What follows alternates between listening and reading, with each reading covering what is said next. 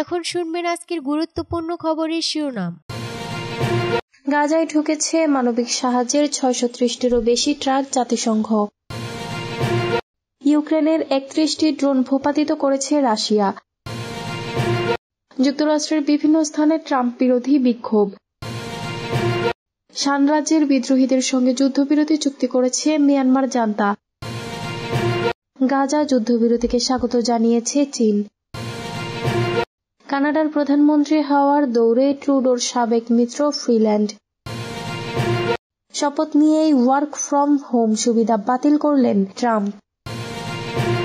গাজায় ঢুকেছে মানবিক সাহায্যের 630টিরও বেশি ট্রাক, জাতিসংঘ। ইসরায়েল ও হামাসের মধ্যে যুদ্ধবিরতি চুক্তি বাস্তবায়নের পর 630টিরও বেশি ট্রাক বোঝাই ত্রাণ গাজা অঞ্চলে প্রবেশ করেছে। জাতিসংঘের মানবিক সহায়তা কর্মকর্তারা এই কথা জানিয়েছে। সামাজিক যোগাযোগ মাধ্যম প্ল্যাটফর্ম এক্স পোস্টে জাতিসংঘের মানবিক বিষয়ক under secretary general Tom Fletcher বলেন, 630টির বেশি ট্রাক গাজায় প্রবেশ করেছে। এর মধ্যে অন্তত 300টি ট্রাক উত্তরাঞ্চলে মানবিক সহায়তা নিয়ে এসেছে। নষ্ট করার মতো আর সময় নেই। এদিকে বিশ্ব স্বাস্থ্য সংস্থা জানিয়েছে, অবরুদ্ধ গাজায় ইসরায়েলি হত্যাযজ্ঞের পর স্বাস্থ্য ব্যবস্থা পুনরুদ্ধার একটি জটিল ও চ্যালেঞ্জিং কাজ হবে। দীর্ঘ 15 মাস যুদ্ধের পর গাজায় গতকাল রোববার থেকে গাজায় যুদ্ধবিরতি কার্যকর হয়েছে। অনেক ফিলিস্তিনি এরই মধ্যে বাড়িতে ফিরতে শুরু করেছেন। এ নিয়ে অনেকে উল্লাস করেছেন, তবে অনেকের মধ্যেই বিষাদের সুর। কেননা তাদের সাজানো বাড়ি আর বাড়ি নেই, ধ্বংসস্তূপে পরিণত হয়েছে। গাজায় ইসরায়েলের যুদ্ধে 2023 সালের 7 অক্টোবর থেকে এ পর্যন্ত অন্তত 46,913 জন ফিলিস্তিনি নিহত ও 1,10,750 জন আহত হয়েছে। ইউক্রেনের 31টি ড্রোন ভূপাতিত করেছে রাশিয়া। রাশিয়ার শিল্প স্থাপনাগুলো লক্ষ্য করে নিক্ষেপ করা 31টি ইউক্রেনীয় ড্রোন ভূপাতিত করা হয়েছে বলে জানিয়েছে মস্কো।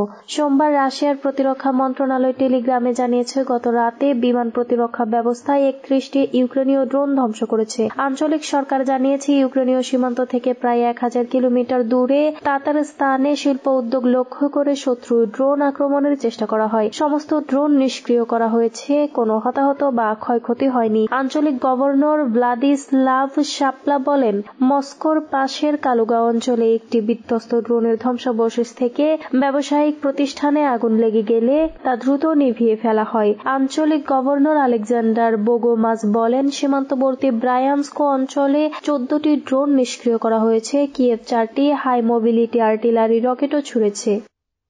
যুক্তরাষ্ট্রের বিভিন্ন স্থানে ট্রাম্প বিরোধী বিক্ষোভ। মার্কিন যুক্তরাষ্ট্রের 47তম প্রেসিডেন্ট হিসেবে শপথ নিয়েছেন ডোনাল্ড ট্রাম্প। সোমবারের এই শপথ অনুষ্ঠানের মাধ্যমে দ্বিতীয় মেয়াদে দেশটির রাষ্ট্র ক্ষমতায় বসলেন তিনি।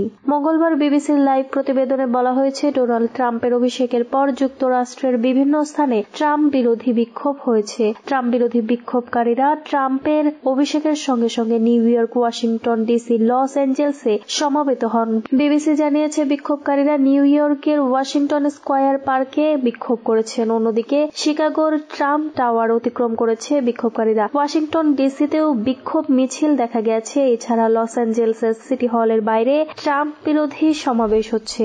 এর আগে ওয়াশিংটনের ক্যাপিটল ওয়ান অ্যারেনার মঞ্চে যুক্তরাষ্ট্রের 47তম প্রেসিডেন্ট ডোনাল্ড ট্রাম্প হিসেবে প্রথম ভাষণে বলেছেন, শিগগিরই বাইডেন আমলের সব নির্বাহী আদেশ বাতিল করবেন তিনি। এর কিছুক্ষণ পরেই তিনি যেসব নির্বাহী আদেশে সই করেছেন তার মধ্যে শুরুতেই তিনি বাইডেন আমলের 78টি নির্বাহী আদেশ বাতিল করেন। স্থগিতাদেশে সই করার পর ট্রাম্প জনতার উদ্দেশ্যে সেটি তুলে ধরে দেখান। এর আগে ক্ষমতা ছাড়ার আগে স্থগিতাদেশ সই করার পর ট্রাম্প জনতার উদ্দেশ্যে সেটি তুলে ধরে দেখান। নিজের প্রথম ভাষণেই ট্রাম্প বলেছেন, ওই আদেশও বাতিল হবে। শান রাজ্যের বিদ্রোহীদের সঙ্গে যুদ্ধবিরতি চুক্তি করেছে মিয়ানমার জান্তা। মিয়ানমারের সামরিক বাহিনী ও শান রাজ্যের বিদ্রোহী গোষ্ঠী Myanmar national Democratic alliance army আনুষ্ঠানিকভাবে যুদ্ধবিরতি চুক্তি সই করেছে। চীনের পররাষ্ট্র মন্ত্রণালয় জানিয়েছে, গত শনিবার থেকে এই চুক্তি শুরু হয়েছে। সোমবার মন্ত্রণালয়ের মুখপাত্র মাওনিং নিয়মিত সংবাদ ব্রিফিংয়ে বলেন, চীনের দক্ষিণ পশ্চিমাঞ্চলীয় ঘেঁষা শান রাজ্যের শহর কুনমিংয়ে দুই পক্ষ আলোচনা করেছে। তারা শান্তি প্রচারের প্রচেষ্টার জন্য বেইজিংকে ধন্যবাদ জানিয়েছে। মাও বলেন, চীন সক্রিয়ভাবে শান্তি ও সংলাপের প্রচার অব্যাহত রাখবে। আমরা উত্তর মিয়ানমারের শান্তি প্রক্রিয়ায় সমর্থন ও সহায়তা প্রদান করব। ন্যাশনাল ডেমোক্রেটিক অ্যালায়েন্স আর্মি দেশটির বেশ কয়েকটি শক্তিশালী জাতিগত সংখ্যালঘু সশস্ত্র গোষ্ঠীর মধ্যে একটি। এরা তাং ন্যাশনাল লিবারেশন আর্মি এবং আরাকান আর্মির সঙ্গে থ্রি ব্রাদারহুড জোটের অংশ। 2023 সালের অক্টোবরের শেষের দিকে সামরিক জান্তার বিরুদ্ধে আক্রমণ শুরু করে গোষ্ঠীটি। তারা চীন সীমান্তের নিকটবর্তী অঞ্চল দখল করে। গত জুলাইয়ে তারা জানায় চীন সীমান্তের কাছে একটি বড় সামরিক ঘাঁটির নিয়ন্ত্রণ নিয়েছে তারা। বিশ্লেষকরা বলছেন, জান্তা বিরোধী শক্তিগুলো গুরুত্বপূর্ণ সীমান্ত এলাকা থেকে সামরিক বাহিনীকে হটিয়ে মধ্যাঞ্চলীয় শহর মান্দালয়ের দিকে অগ্রসর হতে শুরু করায় চীন উদ্বিগ্ন। 2021 সালের ফেব্রুয়ারিতে মিয়ানমারের বেসামরিক সরকারের কাছ থেকে ক্ষমতা দখল করে দেশটির সংকটে ফেলে দেয় সেনাবাহিনী। গাজা যুদ্ধবিরতিকে স্বাগত জানিয়েছে চীন। গাজায় 15 মাসেরও বেশি সময় ধরে চলা যুদ্ধের অবসান ঘটাতে দীর্ঘ প্রতীক্ষিত যুদ্ধবিরতির সূচনাকে চীন স্বাগত জানিয়েছে। পররাষ্ট্র মন্ত্রণালয়ের মুখপাত্র মাওনিং এক সংবাদ ব্রিফিংয়ে বলেন, চীন গাজা যুদ্ধবিরতি চুক্তি কার্যকর হওয়ার জন্য স্বাগত জানায়। আমরা আশা করি চুক্তিটি সম্পূর্ণরূপে এবং ধারাবাহিকভাবে বাস্তবায়িত হবে এবং গাজায় একটি ব্যাপক এবং স্থায়ী যুদ্ধবিরতি অর্জিত হবে। তিনি আরো বলেছেন, মধ্যপ্রাচ্যের শান্তি ও স্থিতিশীলতা বৃদ্ধির জন্য চীন আন্তর্জাতিক সম্প্রদায়ের সাথে কাজ চালিয়ে যাবে। চীন ঐতিহাসিকভাবে ফিলিস্তিনিদের প্রতি সহানুভূতিশীল এবং ইসরায়েলি ফিলিস্তিনি সংঘাতের দ্বিরাষ্ট্রীয় সমাধানের সমর্থক। তারা তাদের প্রতিদ্বন্দ্বী যুক্তরাষ্ট্রের চেয়ে এই সংঘাতে নিজেকে আরও নিরপেক্ষ হিসেবে প্রকাশ করেছে চীন। তবে বারবার ইসরায়েলের আক্রমণে গাজায় মানবিক বিপর্যয় বলে অভিহিত করার আহ্বান জানিয়েছে। কানাডার প্রধানমন্ত্রী হওয়ার দৌড়ে ট্রুডোর সাবেক মিত্র ফ্রিল্যান্ড। কানাডার সাবেক উপপ্রধানমন্ত্রী ক্রিস্টিয়া ফ্রিল্যান্ড লিবারেল পার্টির নেতা ও প্রধানমন্ত্রী হিসেবে জাস্টিন ট্রুডোর স্থলাভিষিক্ত হওয়ার জন্য নিজের প্রচারণা শুরু করেছেন। আসন্ন মার্কিন প্রেসিডেন্ট ডোনাল্ড ট্রাম্পের বিরোধিতা করার জন্য নিজেকে সেরা বিকল্প হিসেবে তুলে ধরেছেন তিনি। 2015 সালের লিবারেলরা ক্ষমতায় আসার পর থেকে ট্রুডোর সরকারের অন্যতম ঘনিষ্ঠ মিত্র ছিলেন ফ্রিল্যান্ড। গত মাসে নাটকীয়ভাবে ট্রুডো পদত্যাগ করার আগ পর্যন্ত তিনি 4 বছর অর্থমন্ত্রী হিসেবেও দায়িত্ব পালন করেন।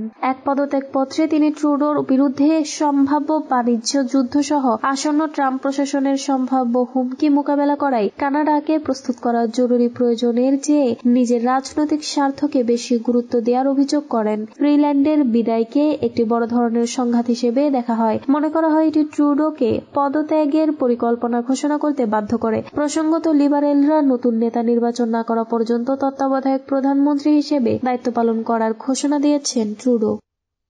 শপথ নিয়েই ওয়ার্ক ফ্রম হোম সুবিধা বাতিল করলেন ট্রাম্প। সরকারি কর্মীদের বাসায় থেকে দাপ্তরিক কাজ করার সুবিধা বাতিল করে একটি নির্বাহী আদেশে সই করেছেন যুক্তরাষ্ট্রের প্রেসিডেন্ট ডোনাল্ড ট্রাম্প। ওয়াশিংটনের স্থানীয় সময় গতকাল সোমবার যুক্তরাষ্ট্রের 47তম প্রেসিডেন্ট হিসেবে শপথ নেন ট্রাম্প। এরপর তিনি বেশ কিছু নির্বাহী আদেশে সই করেন। এর মধ্যে ওয়ার্ক ফ্রম হোম সুবিধা বাতিলের আদেশও রয়েছে। ট্রাম্পের নির্বাহী আদেশের ফলে এখন যুক্তরাষ্ট্রের কেন্দ্রীয় সরকারি কর্মীদের সপ্তাহে 5 দিন পূর্ণ সময় দপ্তরে উপস্থিত নিশ্চিত করতে হবে। এই নির্বাহী আদেশের বিষয়ে হোয়াইট হাউস